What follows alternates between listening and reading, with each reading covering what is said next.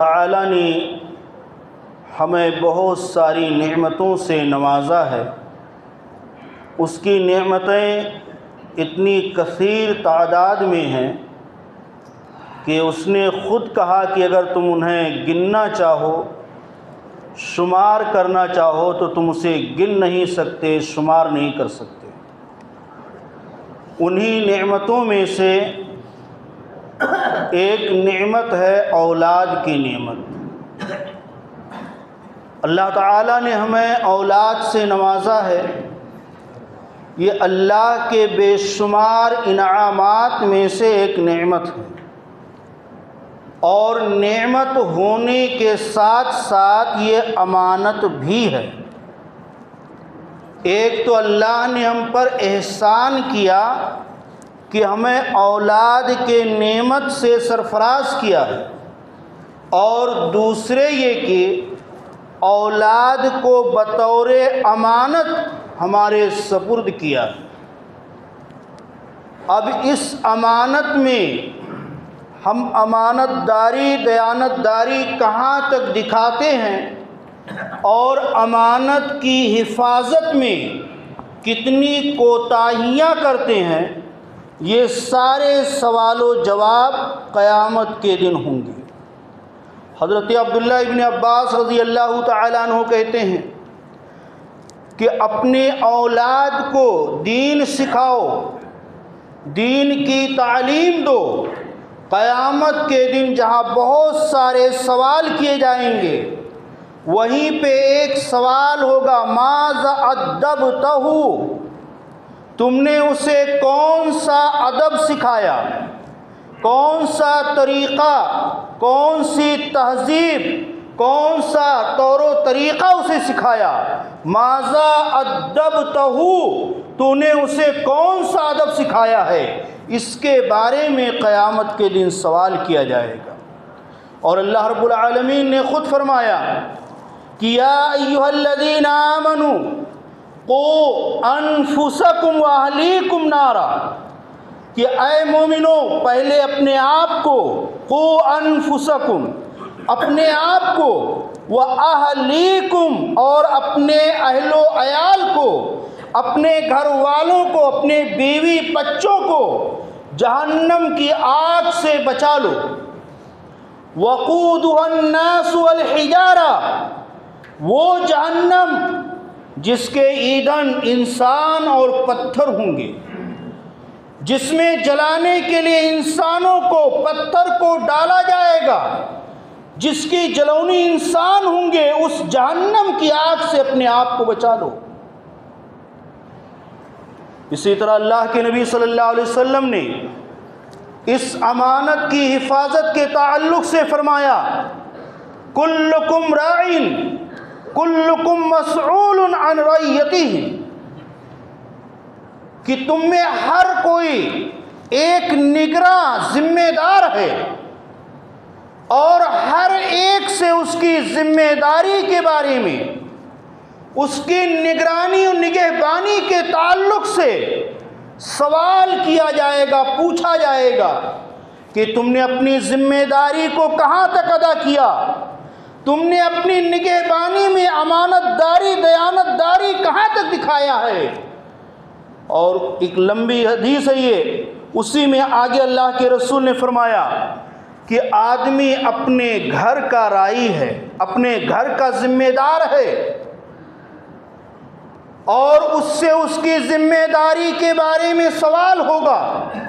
قیامت کے دن اللہ پوچھے گا کہ تمہیں گھر کا ذمہ دار ٹھہرایا، بیوی بچوں کے حاکم تھے، تم نے اس حاکمیت کا، اس ذمہ داری کا حق ادا کیا یا نہیں کیا، اس کے بارے میں سوال ہوگا۔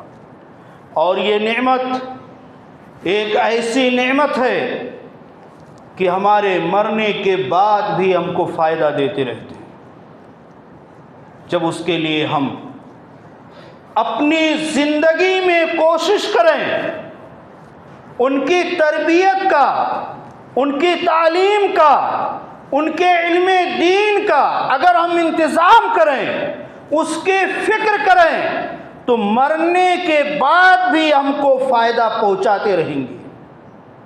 میرے بھائیوں، بات کڑوی ہے لیکن حقیقت ہے کہ آج ہمارا نظریہ کیا ہے؟ آج ہم اپنی اولاد کو کس ڈگر پہ لے جاتے ہیں؟ کامیابی ہوگی کہ نہیں ہوگی نتیجہ بعد کا ہے، لیکن شروع سے ان کو دنیاوی ماحول، دنیاوی تعلیم، دنیاوی قد و کاوش، دنیاوی مشاغل میں ہم اس کو شروع سے جھونکتے ہیں۔ دین کی فکر نہیں ہوتی، دینی تعلیم کی فکر نہیں ہوتی ہے، اور اگر ہماری اولاد دنیاوی تعلیمات کے اندر، دنیاوی کاروبار کے اندر، دنیاوی عہدے اور منصب کے اندر، دنیاوی ہنر کے اندر اگر بہت زیادہ سکسیس ہو گئے، کامیاب ہو گئے، بہت اونچے مرتبے تک پہنچ گئے، یقین جانیے کہ اگر اللہ نے توفیق دی تو ہماری زندگی میں تھوڑا بہت ہمارے بڑھاپے میں فائدہ پہنچا سکتے ہیں، اور اگر توفیق نہیں ہوئی تو کہیں گے بڈھا کھانستا ہے، ہمیں تکلیف ہوتی ہے، اس کو اولڈ ہاؤس کے اندر ڈال دو، اس کا کمرہ الگ کر دو، اس کو باہر برآمدے میں سلا دو، یہ بڈھا کھانستا ہے، نیند کھل جاتی ہے، یہ نتیجہ ہوگا ہمارا۔ اور اگر اللہ کی توفیق رہی تو تھوڑے بہت فائدے پہنچ سکتے ہیں کہ کھانے پینے کا، دوا علاج کا انتظام کر دیں گے، لیکن آخرت کا فائدہ نہیں ہوگا۔ آخرت کا فائدہ کب ہوگا؟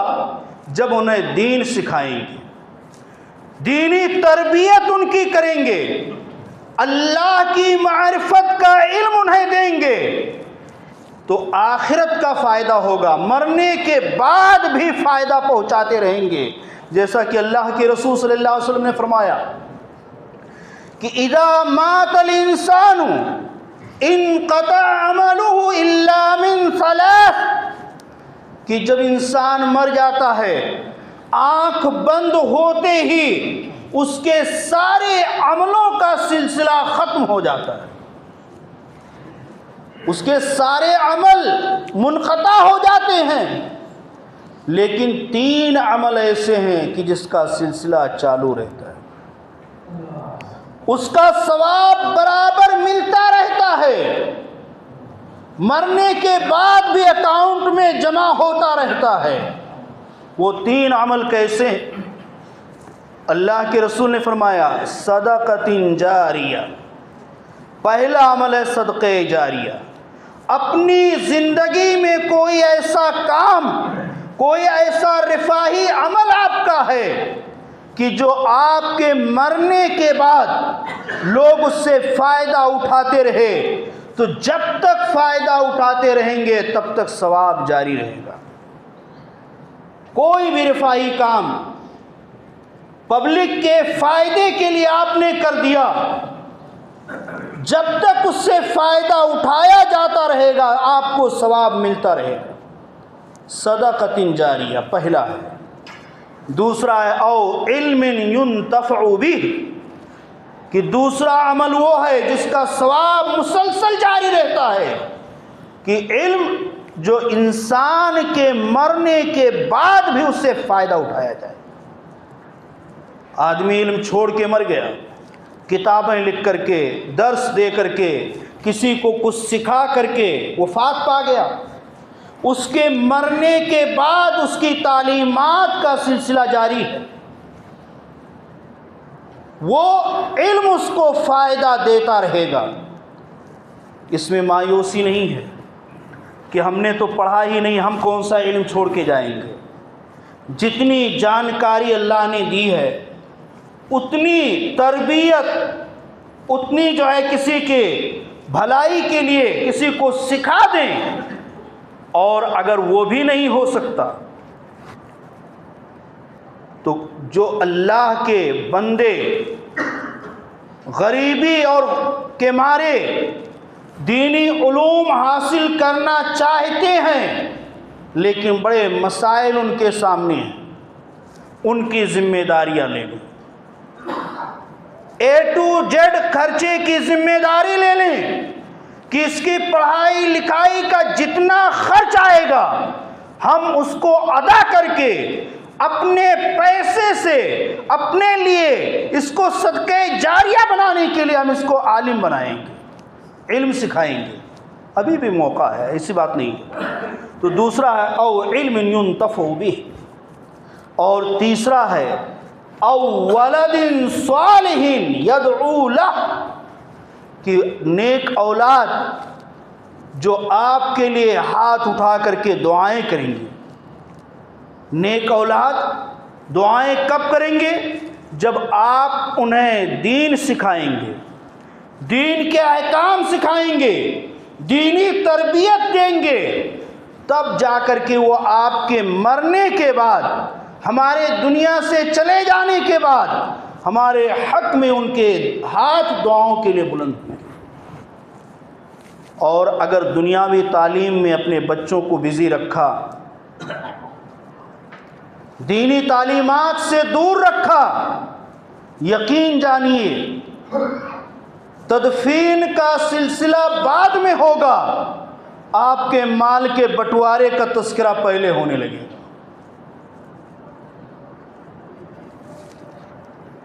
بڑے دکھ کے ساتھ کہنا پڑتا ہے، انڈیا ٹوڈے جو نیوز پیپر ہے اس کے رپورٹ کے مطابق، اور یہ رپورٹ اس سے پہلے نوائے اسلام میں تقریباً 2006 یا 2007 کے درمیان نوائے اسلام میں بھی چھپا تھا کہ ہندوستان میں مسلم بچے 96% اسکولوں کے حوالے ہیں، 4% ہیں جو دینی تعلیم حاصل کرنے میں مصروف ہیں، مدرسوں کے اندر ہیں، صرف 4%، باقی 96% ہمارے بچے اسکول میں پڑھتے ہیں، دینی تعلیمات سے دور ہیں۔ اور جو معاشرے میں دیکھنے میں آتا ہے، اکثریت، سب کا نہیں کہہ رہا ہوں، اکثریت کا دیکھنے میں آتا ہے کہ 10ویں 12ویں سے آگے نہیں بڑھتے۔ ہمارے بچے زیادہ تر 10ویں 12ویں کر کے اپنے کام کاج میں لگ جاتے ہیں، نہ ادھر کے نہ ادھر کے، نہ دنیا میں سکسیس ہوئے اور نہ دین ہی انہیں حاصل ہوا۔ اتنا ہم نے اپنے بچوں کو دین سے دور کر رکھا ہے، اور پھر واویلا مچاتے ہیں کہ ہمارے اوپر تباہی کیوں ہے، مصائب کیوں ہیں۔ بات کڑوی ہے لیکن کہنا پڑتا ہے کہ آج اس 4% کے اوپر سب کی نگاہیں اٹھی ہوئی ہیں۔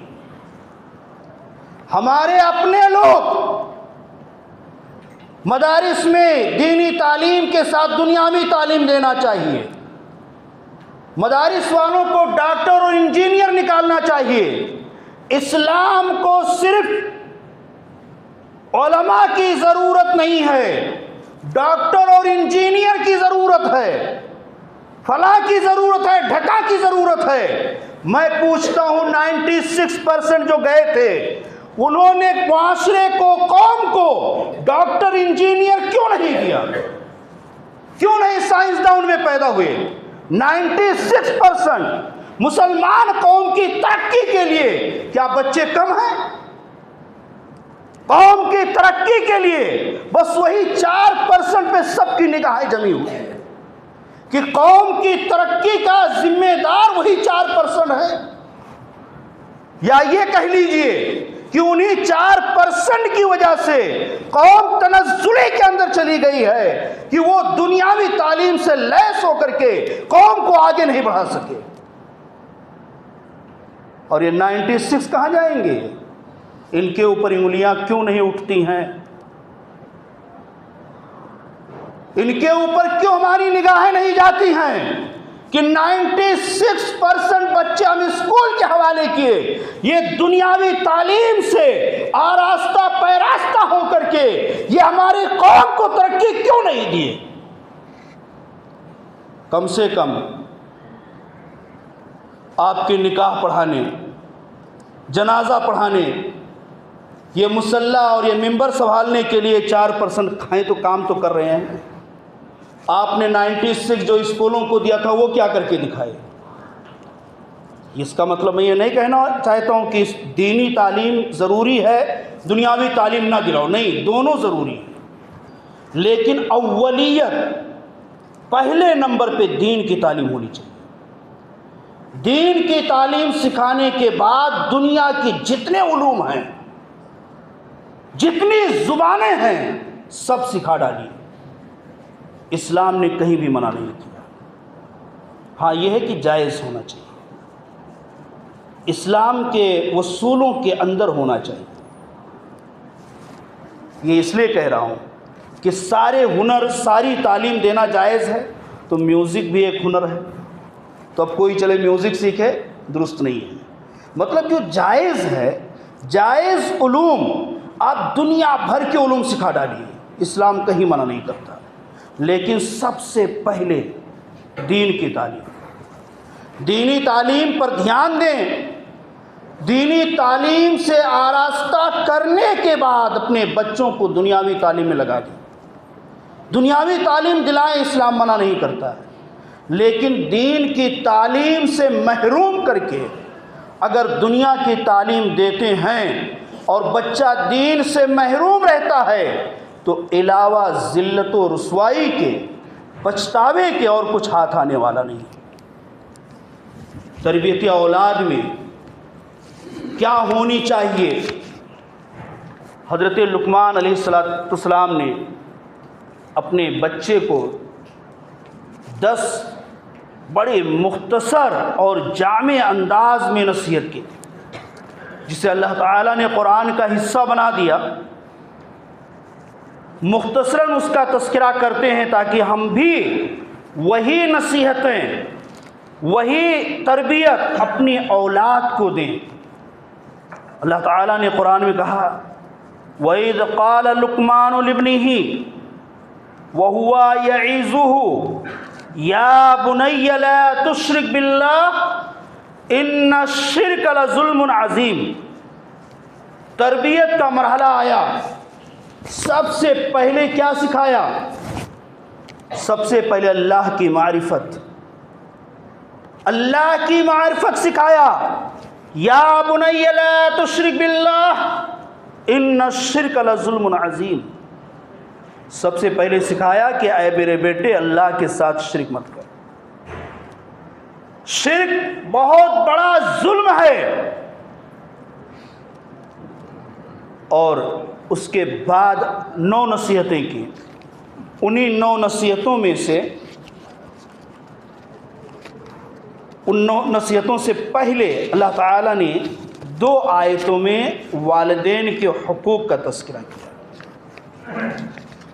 وقت نہیں ہے کہ تفصیل میں جاؤں، لیکن کہنے کا مطلب یہ ہے کہ 10 نصیحتیں اللہ نے ذکر کیا جو لقمان علیہ السلام نے اپنی زبان سے اپنے بیٹے کو نصیحت کیا، انہیں سکھایا۔ ان 10 نصیحتوں کو اللہ نے قرآن کے الفاظ بنائے، انہی 10 نصیحتوں کے بیچ میں 2 آیت اللہ رب العالمین الگ سے تذکرہ کر دیا۔ یعنی لقمان علیہ السلام کے قول کو، ان کی نصیحت کو کاٹتے ہوئے بیچ میں 2 آیت والدین کے تعلق سے ذکر کر دیا۔ کیا حکمت ہے؟ انہوں نے سب سے پہلے نصیحت کی یا بنی لا تشرک باللہ، اللہ کی معرفت یاد دلائی، اللہ سے جوڑا۔ اللہ نے یہ بتلا دیا کہ اے میرے بندے، جب تو نے اپنی اولاد کو مجھ سے جوڑا ہے تو میں تیرے اولاد کو تجھ سے جوڑ دیتا ہوں۔ فوراً والدین کے حقوق کا تذکرہ کر دیا۔ وَوَصَّيْنَا الْإِنسَانَ لِوَالِدَيْهِ، کہ جب اپنے بچوں کو اللہ کی معرفت لائیں گے، اللہ سے جوڑیں گے، اللہ ہمارے بچوں کو ہم سے جوڑ دے گا۔ ہم سے جوڑ دے گا مطلب کیا؟ کہ ہمارا مطیع اور فرما بردار بنا دے گا، ہمارا خدمت گزار بنا دے گا، ہمیں والدین کے تعلق سے سمجھنے کی توفیق دے دے گا، ان کے ساتھ حسن سلوک کی توفیق دے دے گا۔ اور آج یہی رونا ہے کہ بچے نافرمان ہیں، والدین کو ستاتے ہیں، والدین کو کی نافرمانی کرتے ہیں، یہی آج سب کا رونا ہے۔ لیکن قصور کس کا ہے؟ بچوں کا۔ حضرت عمر رضی اللہ تعالیٰ عنہ کے پاس ایک معاملہ آیا، باپ نے بیٹے کی شکایت کی، بیٹے کو بلایا گیا، تم باپ کی کیوں نہیں مانتے؟ نافرمانی کیوں کرتے ہو؟ یا یہ معاملہ کیوں تمہاری شکایت آتی ہے؟ کہا امیر المومنین بتائیے، اولاد کے بھی باپ پہ کچھ حقوق ہوتے ہیں؟ واقعہ لمبا ہے، بس مختصراً اشارہ کرتا ہوں جس سے موضوع کی طرف جو ہے تقویت ملتی ہے۔ کہا اولاد کے بھی کچھ حقوق ہیں؟ کہا ہاں ہیں۔ کہا کیا ہے؟ کہا پہلا حق یہ ہے کہ اولاد کی ماں بنانے کے لیے نیک اور صالح بیوی کا انتخاب کرے۔ کہا امیر المومنین میری ماں مجوسیہ ہے، نصرانیہ ہے۔ کہا دوسرا حق یہ ہے اولاد کا اچھا سا نام رکھے۔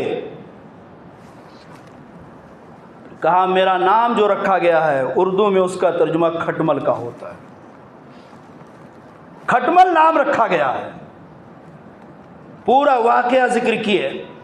حضرت عمر رضی اللہ تعالیٰ عنہ نے کہا کہ پہلے تو نے اس کے حقوق کو غصب کیا ہے، اس کے حقوق کو ادا نہیں کیا، آج شکایت لے کر کے آیا ہے اولاد تیرے حقوق ادا نہیں کر رہی۔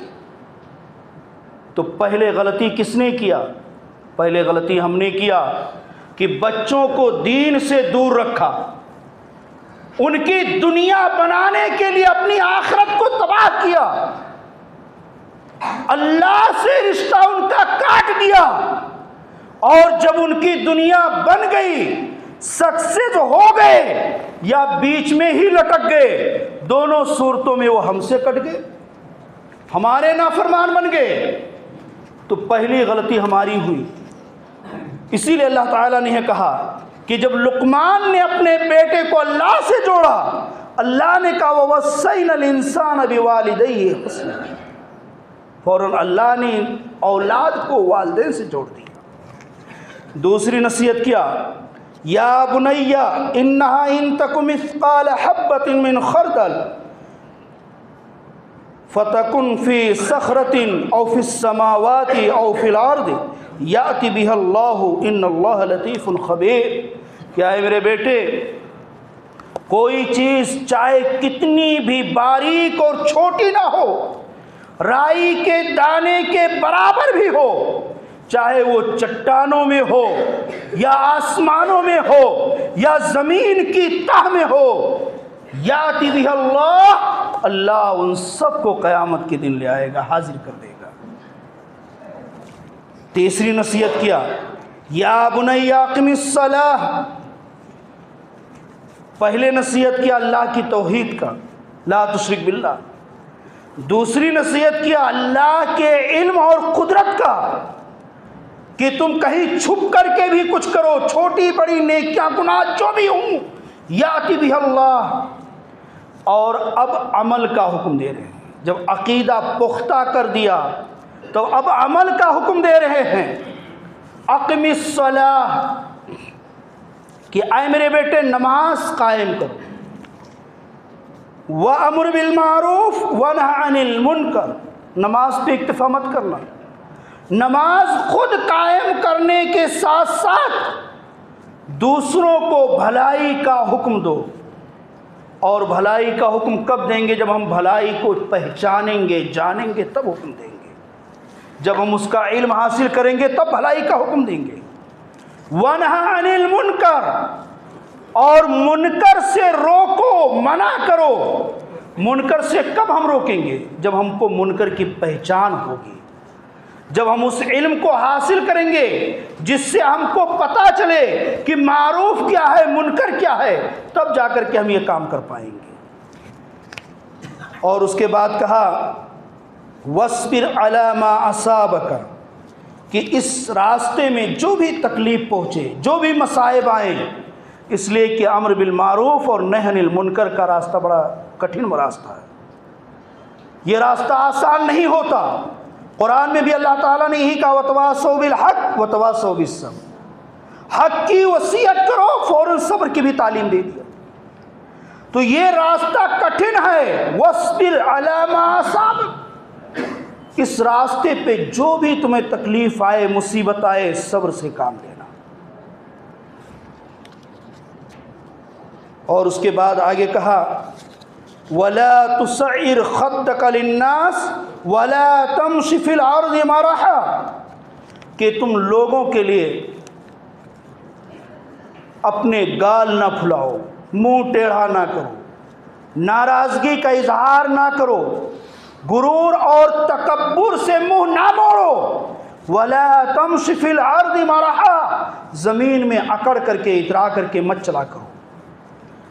یہ نصیحت آج لقمان سے زیادہ ہمیں اپنے اولاد کو دینے کی ضرورت ہے کہ اللہ تعالیٰ نے ہماری کمائی میں کچھ دے دیا، ہم پیسے والے بن گئے، باپ کے اندر غرور بعد میں آتا ہے، اولاد کے اندر پہلے آ جاتا ہے۔ اولاد پہلے اترانے لگتی ہے، اور یہ کہہ کر کے ہم پلہ نہیں جھاڑ سکتے کہ ہمارے اندر تو کچھ نہیں ہے، بڑے صاف دل ہے۔ ارے بچے ہیں، نا سمجھ ہیں، ان کے اندر غرور آ گیا تو میری کیا کوتاہی ہے؟ نہیں۔ فاتح مصر عمرو بن العاص رضی اللہ تعالیٰ عنہ کا واقعہ یاد کر لیجئے کہ ان کے بیٹے نے مقابلے میں گھڑ دوڑ میں ایک غریب کو ایک کوڑا مارا تھا۔ وہ مصر سے مدینہ امیر المومنین کے خدمت میں پہنچ گیا۔ حضرت عمر رضی اللہ تعالیٰ عنہ نے عمرو بن العاص کو بلا لیا، فاتح مصر کو بلایا، کہا عمر تمہاری اولاد کے اندر یہ سرداری کا نشہ کب سے پیدا ہو گیا ہے؟ وہ اپنے آپ کو بڑا کب سے سمجھنے لگے ہیں؟ باپ فاتح مصر گورنری کا نشہ بیٹے کے اندر آیا، باپ کے وحدے کو دیکھتے ہوئے غریب کو کوڑے مارا۔ حضرت عمر رضی اللہ تعالیٰ عنہ نے کہا کہ باپ کو بھی کوڑے مار، بیٹے کو بھی مار۔ باپ گورنر تھا، باپ نے بیٹے کو وہ نصیحت نہیں کی جس کی وجہ سے گورنری کا بھوت بیٹے کے دماغ پہ، ذہن پہ نہ چھاپے۔ تو یہ ہمارے پیسے کا بھوت، یہ تکبر جو ہماری اولاد کے اندر پیدا ہو جاتا ہے، اس کے ہم بھی ذمہ دار ہیں۔ اس لیے ہم انہیں نصیحت کرتے رہیں وَلَا تَمْشِ فِي الْأَرْضِ مَرَحًا وَاقْصِدْ فِي مَشِيِكَ، اور اپنے چال میں میانہ روی اختیار کرو، یعنی تکبر غرور سے اتراتے ہوئے نہ چلو اور نہ بالکل مریل ہو کر کے چلو، میانہ روی، درمیانہ چال چلو۔ وَاغْضُضْ مِن صَوْتِكَ إِنَّ أَنْكَرَ الْأَصْوَاتِ لَصَوْتُ الْحَمِيرِ، اور اپنی آواز کو پست رکھو، اس لیے کہ بلند آواز گدھے کی آواز ہوتی ہے، اور سب سے ناپسندیدہ آواز گدھے کی آواز سمجھی جاتی ہے، اس لیے گدھے کی طرح چلاؤ نہیں، اپنی آواز کو پست رکھو۔ لوگوں سے گفتگو کرتے ہوئے اپنا رعب نہ دکھاؤ، لوگوں کی تحقیر کرتے ہوئے چلا کر کے، چیخ کر کے گفتگو نہ کرو، بلکہ پست آواز میں، اچھے لہجے میں گفتگو کرو۔ اس کے علاوہ بھی بہت ساری باتیں تھیں، وقت اجازت نہیں دیتا۔ اللہ تعالیٰ سے انہیں چند باتوں پہ دعا ہے کہ الہ العالمین تمام لوگوں کو کہنے اور سننے سے زیادہ سمجھنے اور عمل کی توفیق عطا فرمائے۔ الہ العالمین ہم خطا کار گنہگار ہیں، لیکن اللہ تیرے بندے ہیں، تیری رحمت سے نا امید نہیں ہوتے۔ اللہ اپنی رحمت سے ہمیں معاف فرما کر کے ہمارے تمام خطاؤں اور گناہوں کو نیکیوں میں تبدیل کر دے، اور ٹوٹے پھوٹے جو نیک اعمال ہیں اسے اپنی رضا کے لیے قبول فرما، اپنے فضل و کرم سے جنت الفردوس کے اندر